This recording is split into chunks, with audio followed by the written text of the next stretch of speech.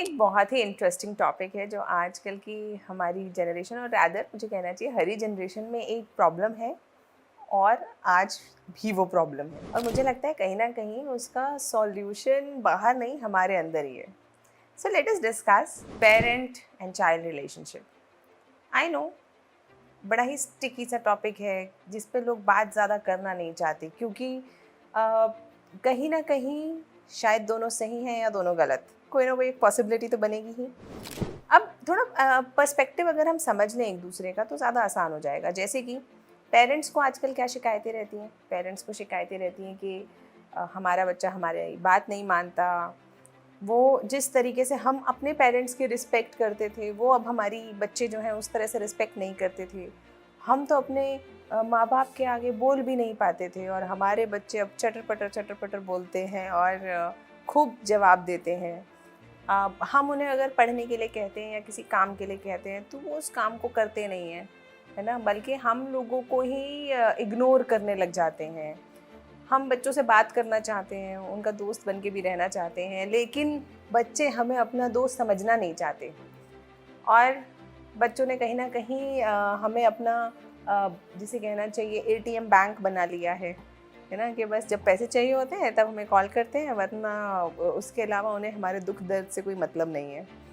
ऐसी बहुत सारी शिकायतें पेरेंट्स के पास होती हैं। सेम ऐसी बहुत सारी शिकायतें बच्चों के पास भी हैं। अगर हम बच्चों की शिकायतें सुने तो जैसे कि बच्चों के अनुसार उनके पेरेंट्स उनकी बात नहीं सुनते, वो समझते ही नहीं हैं उनके पर्सपेक्टिव को, उनकी बातों को। वो एक अलग दुनिया में रह रहे हैं जहाँ पे उन्हें इस दुनिया की मॉडर्न जनरेशन की परेशानियाँ समझ नहीं आ रही हैं। थर्ड, जो पेरेंट्स हैं बात बात पे टॉन्ट करके बात करते हैं, सरकाज़म में बात करते हैं या डांटने वाली टोन में बात करते हैं, तो उनको ऐसा लगता है कि यार हर वक्त जब डांट ही रहे हैं तो हम क्यों ही इतनी बात करें। नेक्स्ट, उनकी जो एक्सपेक्टेशंस हैं पेरेंट्स की वो बहुत ज़्यादा हैं हम बच्चों से। ऐसा कई बच्चों को लगता है कि उनकी एक्सपेक्टेशन है कि हम पढ़ाई में भी अच्छे हों, खेलकूद में भी अच्छे हों, फिर बातों में भी अच्छे हों और एकदम आदर्श बेटे या बेटी की परिकल्पना है हमारे पेरेंट्स की जो हम नहीं हैं। या फिर उनकी एक्सपेक्टेशन है कि हम एकदम उनकी बातों को पूर्णतः अमल करें या उनकी बातों को कम्प्लीटली एक्सेप्ट कर लें। Again that might not be true completely, क्योंकि कोई भी व्यक्ति किसी दूसरे व्यक्ति के इशारों पे कितना चल सकता है, ऐसा बच्चों का मानना है। लास्टली कुछ बच्चे कंप्लेन करते हैं कि मैम हमें हमारे पेरेंट्स हमारी आइडेंटिटी या पर्सनल लाइफ में बहुत इंटरफेयर करते हैं। हमारा फ़ोन कॉल हो, हमारे फ्रेंड्स हो, सब में वो अपना ओपिनियन देने की कोशिश करते हैं कि ये सही है, ये गलत है और बहुत सारी चीज़ें। अब इन सब जो भी हमने ये सब बातें करी, ये बेसिकली क्या था ना, ये हमारा एक अंडरस्टैंडिंग, जो शिकायतें हैं वो हमें ये बताती हैं कि परेशानियाँ कहाँ कहाँ पर हैं। अब मैं ये नहीं कहूँगी कि पेरेंट्स सही हैं या गलत हैं या बच्चे सही हैं या गलत हैं, क्योंकि दोनों हैं, दोनों अपने अपने तरीके से सही हैं। पेरेंट्स बिल्कुल सही कह रहे हैं कि बच्चों को वो ऑफ कोर्स पेरेंट्स चाहेंगे कि उनका बच्चा बहुत प्रोटेक्टेड रहे, सक्सेसफुल हो जाए, तो वो उनके लिए एकदम बेस्ट सोच रहे हैं। वहीं पे बच्चे पेरेंट्स से प्यार करते हैं, उनकी रिस्पेक्ट भी करते हैं, लेकिन वो अपनी एक आइडेंटिटी अलग भी बनाना चाहते हैं। तो प्रॉब्लम, अब एक दूसरे के पर्सपेक्टिव को ना समझने की वजह से मिसअंडरस्टैंडिंग्स होती हैं, कई बार थोड़ी सी अनबन हो जाती है, कई बार बहस हो जाती है और कई बार मैंने देखा है आजकल के बच्चे पेरेंट्स को इग्नोर करने लगते हैं या फिर पेरेंट्स भी अपनी लाइफ में नए एवेन्यूज़ ढूंढने लगते हैं कि ठीक है अब ये जैसे जीना चाहते हैं जिए, ऐसे वाला एक एटीट्यूड आ जाता है। लेकिन हमारी आजकल फैमिली यूनिट्स वैसे ही बहुत छोटी हो चुकी हैं। अब वो संयुक्त परिवार वाली बड़ी बड़ी जो एक फैमिली की हमारी परिकल्पना हुआ करती थी, जिस पे शायद मूवीज़ बना करती थी, हम साथ साथ हैं, ऐसे ना वो सूरज बड़जात्या की जो बड़ी प्यारी लवी डबी मूवीज़ होती थी जो हम सब देखना बहुत पसंद करते थे, अब वैसे वाली फैमिलीज़ तो वैसे भी बहुत कम हो चुकी हैं। लेकिन अब अगर हम पेरेंट और चाइल्ड वाले रिलेशनशिप में भी अगर डिस्टेंस आ गया तो कितने अकेले हो जाएंगे हम सब, चाहे हम पेरेंट हैं चाहे हम बच्चे हैं। सो लेट अस अंडरस्टैंड कि प्रॉब्लम हो कहाँ पे रही है। क्योंकि मैं खुद भी एक चाइल्ड हूँ, खुद भी एक पेरेंट भी हूँ अब।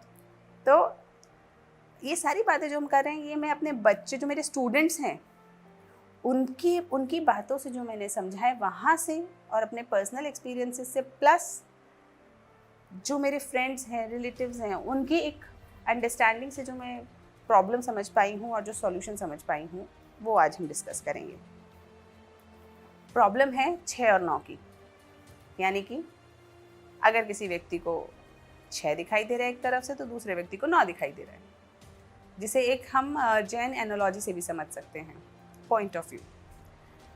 एक बार एक हाथी जा रहा था और 6 अंधे व्यक्ति उस हाथी को छू के ये समझने की कोशिश कर रहे थे कि क्या है। एक अंधे व्यक्ति ने पैर पकड़ लिए हाथी के, तो उसे लगा कि ये तो पिलर जैसा कुछ है। दूसरे अंधे व्यक्ति ने पूंछ पकड़ ली, उसने कहा ये तो रस्सी जैसा कुछ है। तीसरे अंधे व्यक्ति ने कान पकड़ लिए, उसने कहा ये तो पंखे जैसा कुछ है। चौथे ने कमर को छू के देखा, तो उसे लगा अरे तो कुछ दीवार जैसा है। और किसी ने सूंड पकड़ ली, तो उसे लगा ये तो कोई पाइप जैसी चीज़ है। असलियत में क्या वो 6 रॉन्ग थे? क्या वो 6 गलत थे? नहीं। लेकिन क्योंकि उनका पर्सपेक्टिव बड़ा लिमिटेड था, इस वजह से वो अपनी बात पे टिके हुए थे। तो वो अगर आपस में 6 लड़े कि नहीं ये तो पूंछ है, नहीं ये तो पिलर है, नहीं ये तो दीवार है, और एक दूसरे से अनबन कर लें, क्या ये सही चीज़ है? क्योंकि पूरा हाथी तो किसी को भी नहीं दिख रहा, सबको अपना एक थोड़ा थोड़ा सा पोर्शन समझ में आ रहा है, छू के समझ में आ रहा है। तो हमारी अगर पर्सपेक्टिव्स, अगर हमारी परसेप्शन बहुत लिमिटेड है, तो हमें दूसरे के परसेप्शन को एक्सेप्ट करने के लिए अपने अपने जहन में, अपने दिल में, अपनी दिमाग में जगह बनानी चाहिए। Same goes with parents and kids. Number 1 solution, try to understand their perspective. Parents की दुनिया, जनरेशन ने जो चीज़ें देखी हैं वो बहुत अलग हैं। उनकी जनरेशन में इंटरनेट नहीं था, सोशल मीडिया नहीं था, इतनी टेक्नोलॉजी नहीं थी, अलग तरीके से टेक्नोलॉजी और सोसाइटी काम करती थी, अलग चीज़ों को वैल्यू मिला करती थी। लेकिन अब नई जनरेशन के लिए चैलेंजेस बहुत नए हैं। कई बार पेरेंट्स उन चैलेंजेस को समझ भी नहीं पा रहे हैं कि क्या चैलेंजेस हैं। जैसे अगर आप एक पेरेंट हैं और आपका बच्चा सोशल बुलिंग का शिकार हो रहा है, और आप उसे ये कह रहे हैं कि तुम्हें क्या फ़र्क पड़ रहा है कोई कमेंट में क्या लिख रहा है, या वो अपनी पर्सनल इमेज को लेके कंसर्न्ड है बिकॉज ऑफ सोशल मीडिया, तो पेरेंट्स को लगता है तो बिल्कुल फालतू बात पे ही ध्यान दे रहे हैं। लेकिन ये आज की सच्चाई है।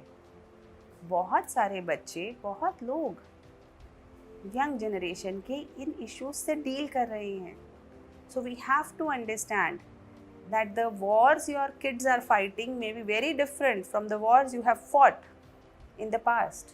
The generation has changed.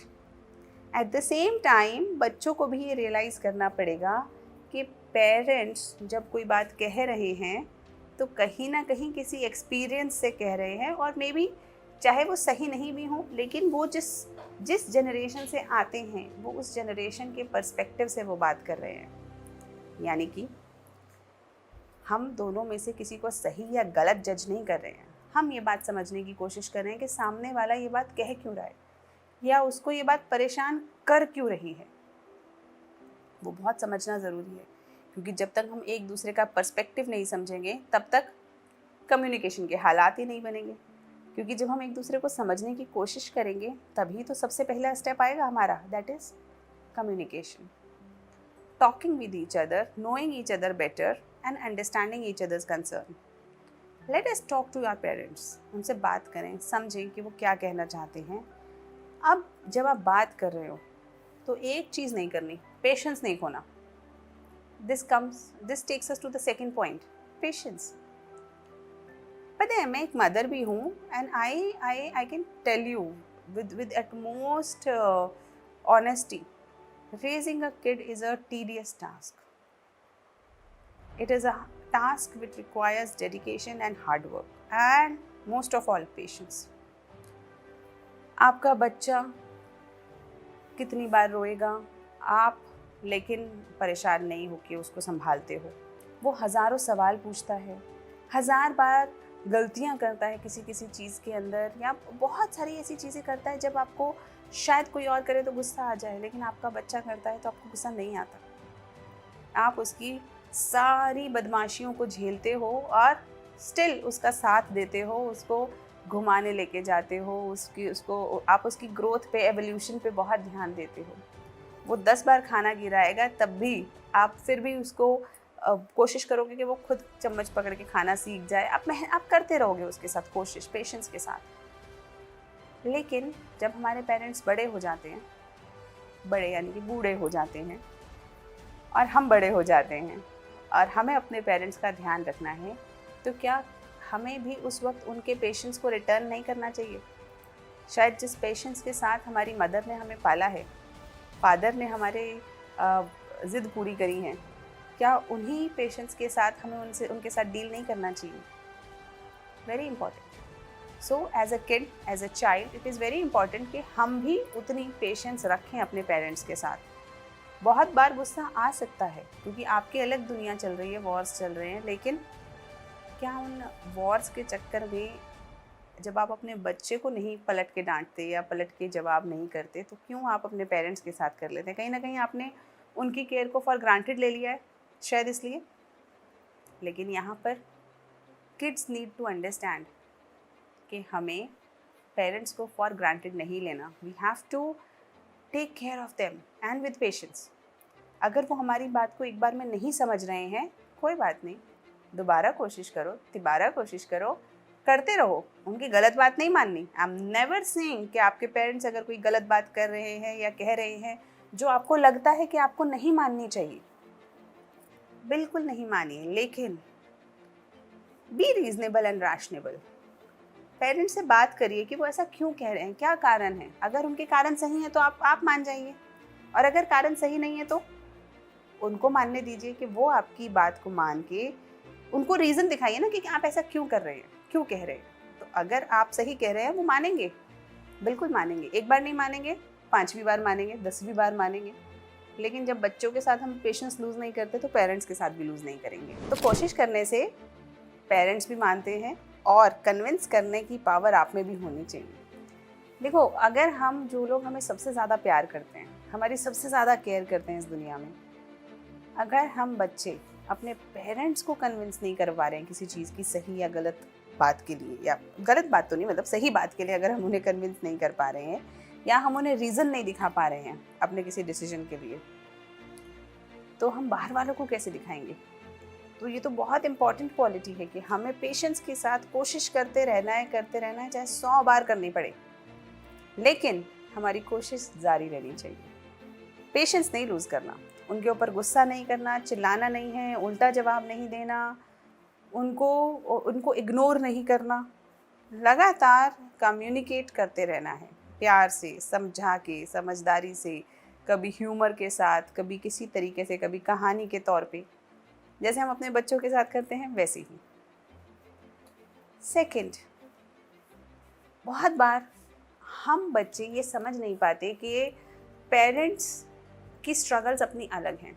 जैसे बहुत बार मैंने देखा है कि किसी रिलेटिव को लेकर या किसी इवेंट को लेकर या किसी एक पर्टिकुलर चीज़ को लेकर पेरेंट्स के साथ बच्चों का कॉन्फ्लिक्ट हो जाता है। जैसे, मम्मी आप उन मौसी की या बुआ की या आप अपनी फ्रेंड की बात इतनी ज़्यादा क्यों सुनती हो? अगर उन्होंने ऐसा कह भी दिया तो क्या फ़र्क पड़ता है? हमारी लाइफ अलग है, आपको उनके ओपिनियन से क्या फ़र्क पड़ रहा है? जैसे कि अगर पेरेंट्स अपनी सोसाइटी में जिस तरह से इंटीग्रेटेड होते हैं, उन्हें अपने रिश्तेदारों की ओपिनियन से बहुत फ़र्क पड़ता है, लेकिन आजकल की यंग जनरेशन को शायद उतना फ़र्क नहीं पड़ रहा।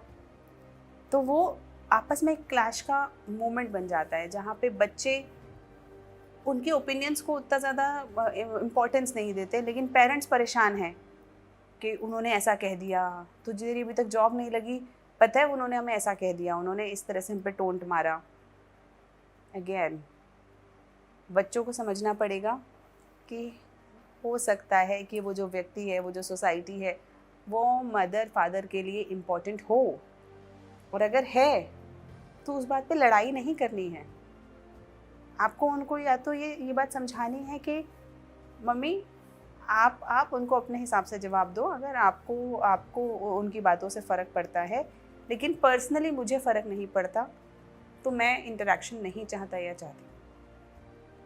ऐसा हो सकता है, लेकिन इस बात पे आप उनसे बहस करने लगो, बोलो कि आप आगे से उन आंटी से बात नहीं करोगे या ये सब करने की ज़रूरत नहीं है। क्योंकि इसी के कॉन्ट्ररी अगर हम पेरेंट्स की साइड से देखें तो कितनी बार पेरेंट्स भी ऐसा करते हैं, वो बच्चे की फ्रेंडशिप्स को गाइड और रेगुलेट करने की कोशिश करते हैं। इससे दोस्ती करो, है ना, एक अंकल के घर पे ले जाएंगे, पता है उसके 10th में बहुत अच्छे मार्क्स आए हैं, आओ इससे दोस्ती करो।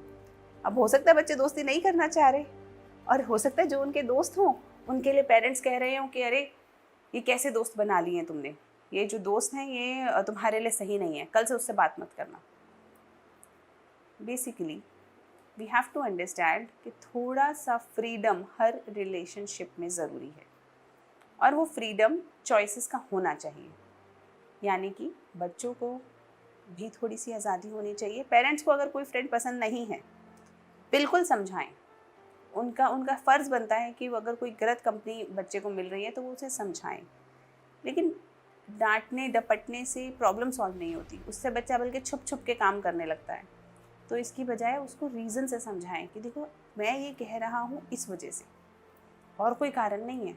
बाकी तुम्हारा दोस्त है, तुम्हारी चॉइस है, तुम करो, क्योंकि तुम्हारी चॉइस के रिजल्ट्स तुम्हें भुगतने होंगे। सो हमें एक तरीके से बहुत रैशनली सामने वाले व्यक्ति को समझाना है अपना पॉइंट ऑफ व्यू, उस पर थोपना नहीं है। That is the key. फिर वो चाहे पेरेंट्स हों फिर चाहे बच्चे हों, दोनों को एक दूसरे पे अपने डिसीजंस, अपने ओपिनियंस थोपने नहीं चाहिए, बल्कि उन्हें रीज़न और रैशनैलिटी के थ्रू समझाने की कोशिश करनी चाहिए। और ज़्यादातर अगर आप ऐसा करेंगे यू विल फाइंड कि धीरे धीरे, शुरुआत में थोड़ी ज़िद्दी रहती है, लेकिन धीरे धीरे बच्चे को और पेरेंट्स को ये समझ में आने लगता है रिस्पेक्टिवली कि बात तो ये सही कह रहे थे।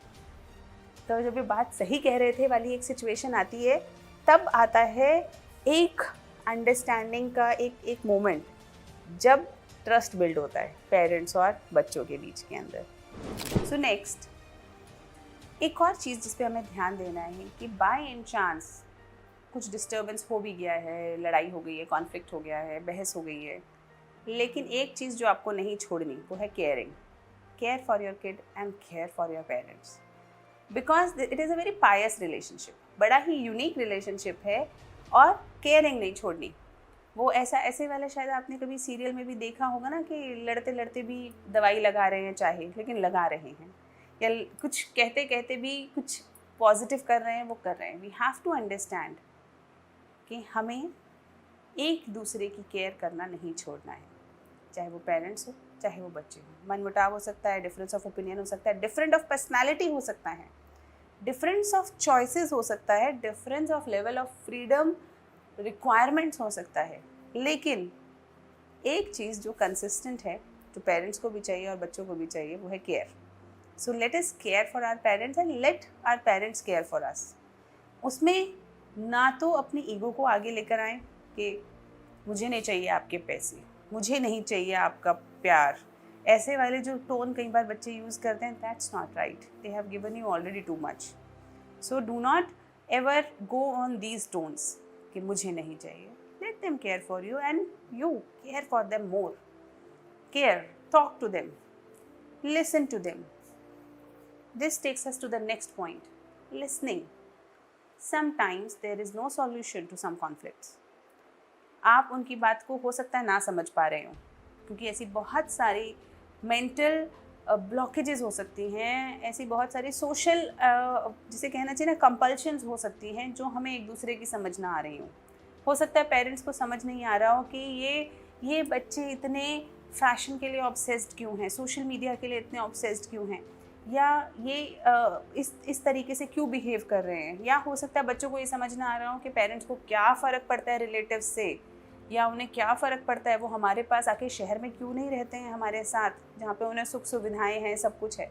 हो सकता है हमें उनके रीज़न समझ ना आ रहे हों, बिल्कुल हो सकता है, लेकिन एक केयर करनी है, दूसरा लिसन करना है। We must not stop listening to each other. Sometimes there is no solution to some problems, so let us not find solutions outrightly, but let us listen to each other. आप बात सुनिए, mummy बोल रही हैं, पापा बोल रहे हैं, डांट रहे हैं या जो भी कर रहे हैं, आप सुनिए, है ना, just keep listening and do not over react. Because बहुत बार सिर्फ पेरेंट्स अपनी बात कहना चाहते हैं, वो चाहते हैं कि बच्चे उनकी बात को सुन लें, और अगर बच्चों ने अगर ये भी कह दिया ना, हाँ मैं आपकी बात को समझती हूँ या समझता हूँ, मुझे समझ में आ रहा है कि बहुत परेशानी रही होगी, बस ये भी उनके दिल पे ठंडी फुहार जैसा है। तो सुनिए, बात करना मत छोड़िए। सॉल्यूशन नहीं नज़र आ रहा, ढूंढने की भी ज़रूरत नहीं है, बात करिए। Communication should never stop. आपका प्यार देने लेने का जो सिस्टम है वो स्टॉप नहीं होना चाहिए। उनको डॉक्टर के दिखाने लेके जाना है, एकदम लेके जाइए। उनकी टेस्टिंग्स बुक कराइए, उनके लिए फ्रूट्स भेजिए, उनके लिए जो आप कर सकते हैं अपने लेवल से। अगर आप साथ रहते हैं तो ऑफ कोर्स आपके पास बहुत सारे मौके हैं, दूर भी रहते हैं तब भी आपके पास बहुत सारे मौके हैं। क्योंकि हमें ये बात याद रखनी है कि बाकी बहुत सारे रिश्ते हम अपने जीवन में बनाते हैं, लेकिन एक रिश्ता जिसमें हमारी कोई चॉइस भी नहीं होती, लेकिन वो फिर भी सबसे प्योर रिश्ता होता है। क्योंकि चाहे इंसान कुछ कर ले, two people will always be there with them, always care for them and always want the best for them. Parents. Coming to another issue, friends. कई बार बच्चे ऐसा कहते हैं कि मम्मी पापा तो हमें समझते नहीं है, मेरा फ्रेंड मुझे बहुत अच्छा समझता है, वो मुझे बहुत अच्छे से केयर करते हैं, मेरे फ्रेंड्स या कोई भी और व्यक्ति हो सकता है आपके जीवन में। मैं बस उन बच्चों को एक टेस्ट बताती हूँ, उसके बाद वो खुद चूज़ कर सकते हैं कि who cares for them more. Supposedly आप कहीं जा रहे हैं और अचानक से हाथ पैर टूट गए, कुछ ऐसा हुआ, सीढ़ियों से गिर गए, कुछ हुआ ऐसा, या जो भी, हाथ पैर टूट गए। उस दौरान वो कौन लोग होंगे आपके जीवन में आपके साथ जो आपकी उस वक्त केयर करेंगे?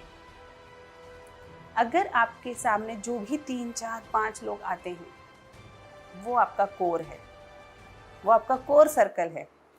And just remember that core circle always. चाहे कुछ हो जाए, किसी और के लिए इस कोर सर्कल से कभी लड़ाई नहीं करनी। और ये कोर सर्कल आपका जो है, ये आपका स्ट्रेंथ है, आपके पिलर्स हैं। Always keep them solid, always keep them near and always keep them dear, keep them happy. क्योंकि ये वो लोग हैं कि जब आप कुछ नहीं हो तब भी आपके साथ हैं, आप सब कुछ हो जाओगे तब भी आपके साथ रहेंगे। आपको सब कुछ करने के लिए ये अपना सब कुछ खो भी देंगे। तो ये वो लोग हैं जो आपके साथ बुरे से बुरे वक्त में भी साथ नहीं छोड़ेंगे। तो इन पिलर्स को कभी भी इग्नोर नहीं करना।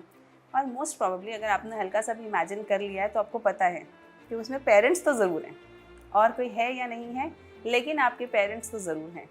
सिमिलरली कहीं ना कहीं पेरेंट्स ने भी देख लिया होगा कि उसमें आपके बच्चे ज़रूर हैं।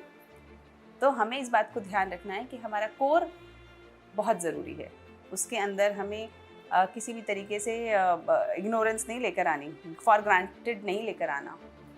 Now every generation feels they are different. Harivansh Rai Bachchan ji की एक बहुत ही सुंदर कविता है मधुशाला, और उसका एक स्टैंजा जो मुझे बहुत ही ज़्यादा पसंद है, वो कहते हैं कि अपने युग में सबको अनुपम ज्ञात हुई अपनी हाला, अपने युग में सबको अद्भुत ज्ञात हुआ अपना प्याला। फिर भी वृद्धों से जब पूछा एक यही उत्तर पाया, अब न रहे वो पीने वाले, अब न रही वो मधुशाला। बेसिकली हमें अपनी जनरेशन की प्रॉब्लम्स, अपनी जनरेशन सबसे बेस्ट लगती है। जैसे पेरेंट्स को लगता है हमारी जनरेशन बहुत अच्छी थी, सबसे प्यार करते थे, सबसे बना के रखते थे, सबके साथ मिल के रहते थे, पेरेंट्स को उल्टा जवाब नहीं देते थे। अब वैसे वाले बच्चे नहीं रहे। शायद बच्चों को भी आगे अपने बच्चों को देख के ऐसा लगेगा, क्योंकि हर पीढ़ी को लगता है कि अब न रहे वो पीने वाले, अब न रही वो मधुशाला। So let us respect that each generation has their own problems, own understandings and own triumphs. अपनी अपनी विजय हैं उन लोगों की, उनके अपने अपने एक नए टेक्नोलॉजिकल अंडरस्टैंडिंग्स हैं। तो हम आज की जनरेशन को बुरा ना समझें, पुरानी जनरेशन अपने आप को बहुत सुपीरियर ना समझे, और पुरानी जनरेशन को हम इन्फीरियर ना समझें। क्योंकि मैं शायद अपने आप को यंग जनरेशन में काउंट कर रही हूँ, जबकि मैं शायद कहीं बीच में हूँ, लेकिन तो क्योंकि मेरे पास ये लिबर्टी है, मैं एक ऐसी जनरेशन से बिलोंग करती हूँ जहाँ पे मैं अपने आप को यंग जनरेशन से भी मैच कर सकती हूँ और शायद ओल्ड जनरेशन को समझ भी सकती हूँ। तो इट इज़ वेरी पैरामाउंट कि हम एक दूसरे के वॉर्स की रिस्पेक्ट करें, यानी कि सबकी अपनी अपनी लड़ाई है, पेरेंट्स बच्चों की लड़ाई ना लड़ें, उनको भी लिबर्टी दें हारने की, स्ट्रगल करने की, गिर के उठने की। उसी तरीके से हम अपने पेरेंट्स को सपोर्ट करें, लेकिन उनकी सोशल चैलेंजेस हैं, जो चीज़ें वो पुराने समय से होते हुए आ रहे हैं, लेकिन ठीक है, उन्हें पसंद है, उन्हें उसी तरीके से रहना की आदत है, तो हम उसे बहुत ज़्यादा ड्रास्टिकली चेंज ना करें। In essence, major decisions of life transforming big events of your life, your education, your marriage, kids etcetera, आप अपनी मर्ज़ी से सोच समझ के डिसीजन लीजिए। लेकिन लाइफ को स्मूथ चलाने के लिए अगर पेरेंट्स के साथ, फैमिली के साथ किन्हीं छोटे मोटे मुद्दों पर आपको कॉम्प्रोमाइज़ करने पड़े, करें, because the compromise makes us very adaptable. It is also sign of love. तो छोटा मोटा कॉम्प्रोमाइज़ करें, अपनी पर्सनैलिटी को चेंज करने की ज़रूरत नहीं है, अपनी लाइफ को दबाने की ज़रूरत नहीं है, लेकिन हाँ, एक दूसरे के साथ अगर हम प्यार से रह सकें, that would be great. This means you can live the luxury of modern life, be technologically advanced, be financially independent, explore different areas in the world, but at the same time आपकी roots, आपकी care, आपके support systems intact रहें। एक पुरानी कहावत है ना, पतंग भी उड़ती हुई अच्छी लगती है जब तक वो डोरी से बंधी रहती है, जब डोरी कट जाती है तो पतंग उड़ती हुई पता नहीं कहाँ पहुँच जाती है। तो वी हैव टू अंडरस्टैंड कि पेरेंट्स शायद वो डोरी हैं जो हमें बांध के रखते हैं, और हम पतंग हैं, और उसी तरह से डोरी की भी रेलेवेंस क्या है, पतंग के कारण ही तो वो डोरी भी उड़ रही है ना। तो हमें कहीं ना कहीं वो रिलेशनशिप को समझना है और सामंजस्य बिठाना है। ये कुछ आइडियाज़ थे, हम और भी इस टॉपिक पे बात करेंगे। अगर आपका किसी तरीके के कोई डाउट्स हैं या आपको ऐसा लगता है कि किसी मुद्दे पे बात होनी चाहिए, then we can talk about it.